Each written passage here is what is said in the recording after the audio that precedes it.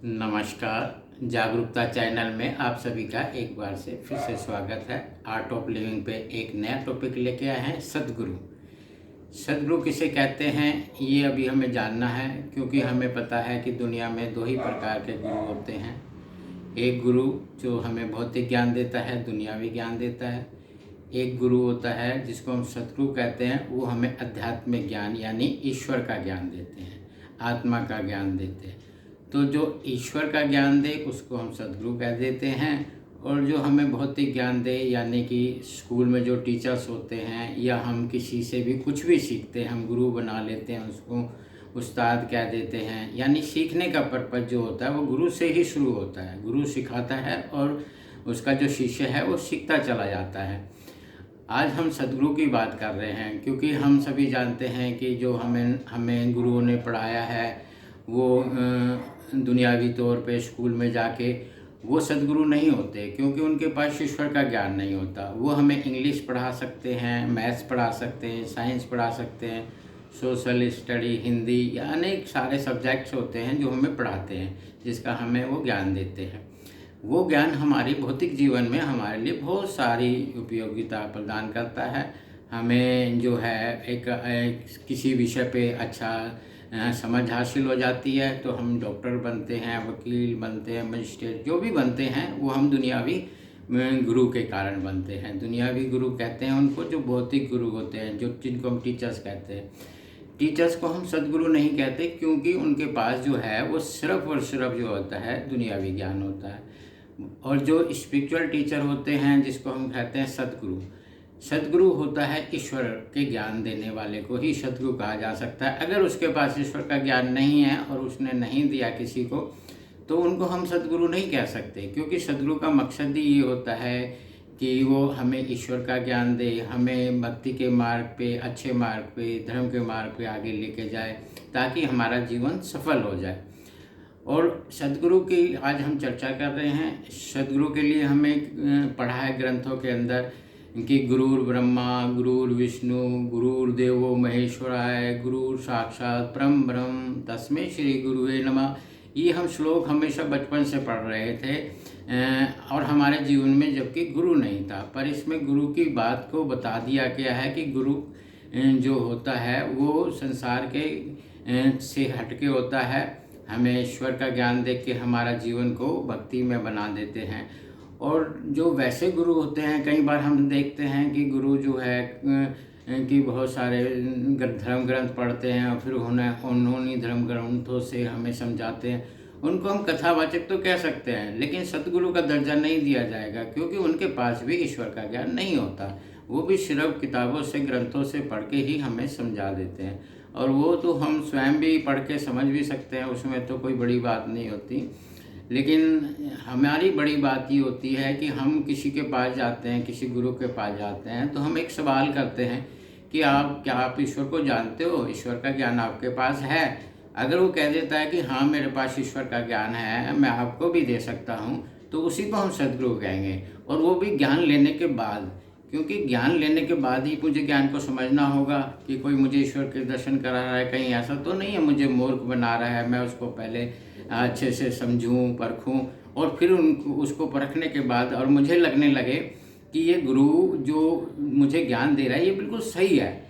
जिस प्रकार से हम दुकान से सामान ला के उसका इस्तेमाल करते हैं, और इस्तेमाल करने के बाद हम कह देते हैं कि हाँ भाई ये जो मैं वस्तु लाया हूँ, जैसे कि घी लाया हूँ, मैंने खा के देखा है बिल्कुल सही है, और इसको मैंने औरों को भी चखाया है तो वो भी कह रहा है बिल्कुल घी ठीक है। तो इसी प्रकार से जो मैं ज्ञान लेता हूँ वो मैं स्वयं भी समझूँ, औरों से भी राय ले लूँ कि भाई ये ज्ञान जो मुझे मिला है ये ठीक है कि नहीं है।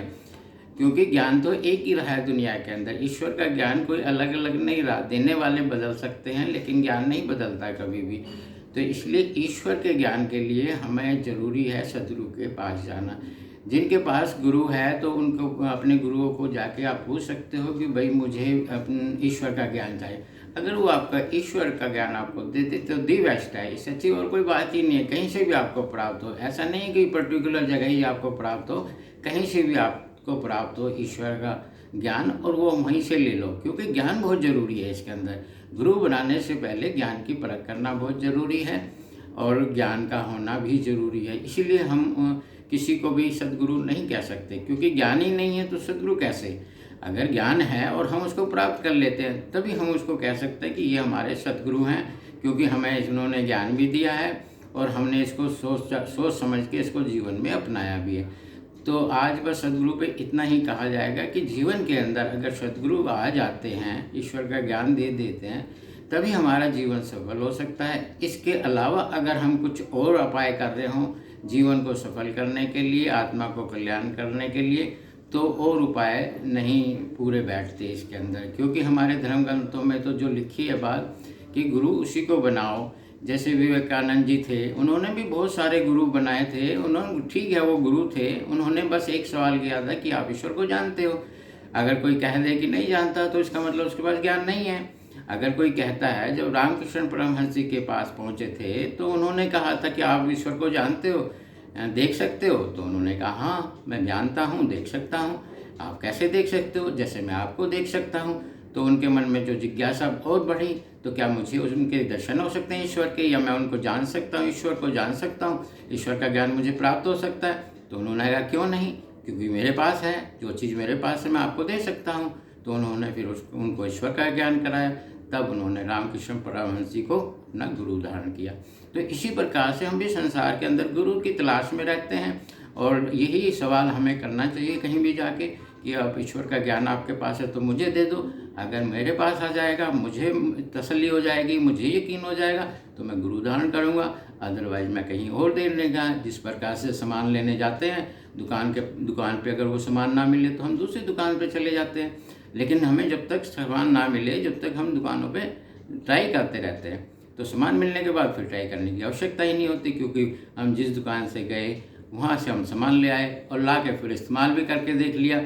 और जब हमें तसल्ली हो जाती है इस चीज़ की कि हाँ ये सामान बिल्कुल ठीक है, तो हम उस सामान पर, उस पर फिर विश्वास कर लेते हैं।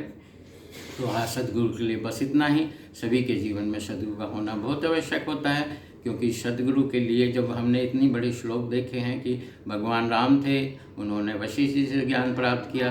भगवान कृष्ण जी थे, संदीपन ऋषि जी से ज्ञान प्राप्त किया। या कबीर जी थे, रामानंद जी से ज्ञान प्राप्त किया। और राजा जनक जी थे, उन्होंने अष्टावक्र जी से ज्ञान प्राप्त किया।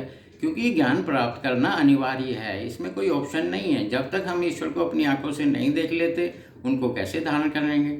ईश्वर को देखने के बाद ही हम ईश्वर को मन में धारण कर सकते हैं, उनकी याद रख सकते हैं। तो आज के लिए बस इतना ही।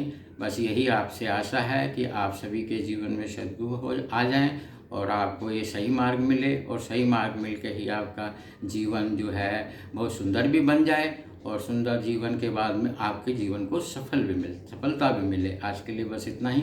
यदि आपको ये वीडियो पसंद आती है तो प्लीज़ इसको लाइक भी करें, औरों को भी शेयर करें, सब्सक्राइब करें।